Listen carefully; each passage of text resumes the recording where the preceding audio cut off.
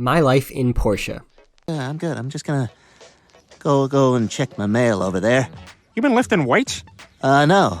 Yes, the theme of this clip accurately describes my experience thus far with Portia. I have been loving this game and been playing it non-stop since picking it up in the Steam sale this winter. In my first playthrough, I realized there's a bunch of things that I should have been doing to make this game a lot more enjoyable, and I'm excited personally on my second playthrough to take advantage of some of these tips, and of course, share them with you so you don't have to deal with the pain of realizing you were doing it wrong the whole entire time. I'll get my jacket. Sweetie, is your shirt on backwards? Yeah, I like it this way. First tip, maybe it's too simple, maybe I'm just stubborn and I'm an idiot, but I really like to have a clean inventory, and I didn't carry anything with me besides my essential tools when I first started playing this game. But after the millionth time the mayor, or even the construction guy Albert, asked me to talk to the queen of everything, Petra, I realized I needed to start carrying these stupid discs around. That way I'd save my time from going back to my workplace, grabbing the discs, and then going to the research center. So do yourself a favor and forgive yourself for having a dirty inventory, and just keep a stack, or all your discs, I should say, with you at all times. It'll save you a lot of time in the long run. The second one requires no effort. You have it from day one, but it's the single biggest time saver I found in this game once I realized it was there. It has to do with wood. I traveled 500 miles to give you my seed. Lumberjack?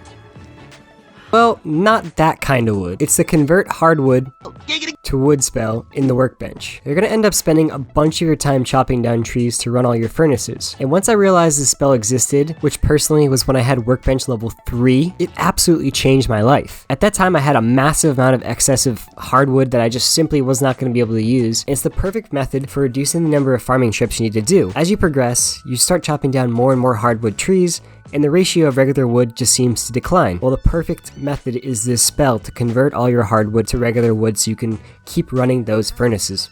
Before we dive into this next tip, please remember to listen to Stephen A. Smith. And like and subscribe for more content, as it's greatly appreciated. Next is more of a principle to live by. You may think you have enough bronze or copper or steel, but the answer is you just simply do not. The demand for these items is continuous. Crafting materials are always going to be used, and there's going to be a time when a recipe comes up and demands you to unload your reserves of copper, or a quest comes up and you need to unload your reserves of steel. Just keep your furnaces running, keep your skivers running, keep your cutters running, keep everything running, and keep a reserve. I'd honestly recommend having a stack of 200 to 300 bars of each of the metal types, depending on what phase of the game you're on. So if you think you have enough, and if you think it's a low in the game and you're not going to need any more bronze or copper, you're probably wrong, and you're going to end up needing to unload all your reserves and having to wait multiple days to restock in order to complete your next recipe. So keep all your furnaces and everything running at all times. Now, if you're looking to make money, here in my garage, just bought this new... No! Not that kind of money. Galls in game. Well, for me, the best means of making money was simply doing all the available quests in the game in any span of time. The next best thing though is to keep your eyes on kingfish and Goliath fish while fishing in the spot by the waterfall. This spot is accessible from day one. You can go out there right away and start fishing, and I highly recommend you get the fishing talent that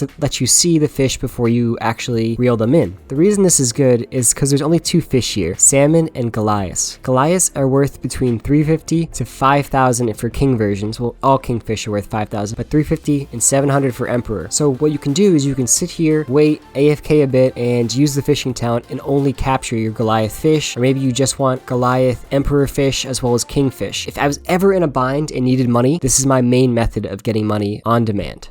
Final thing I wish I knew is good old McDonald will give you a quest to fix up his horse shed. Do this quest as soon as possible and invest your resources in buying a stable and buying your first horse. Also, I would recommend renting a horse as well at the same exact time. The reason for this is horses are the single largest increase to productivity you can get. Start off by renting a horse and then buying a second horse that you then spend all your time training. Training will take more than a few days to max out. Once you have a maxed out horse, your rental will be over and you'll be able to use a very fast steed to traverse across Portia, saving you countless hours of travel time. Now that's all for today's video. If you guys like this content, please remember to like and subscribe, and stay tuned for more Portia content down the road.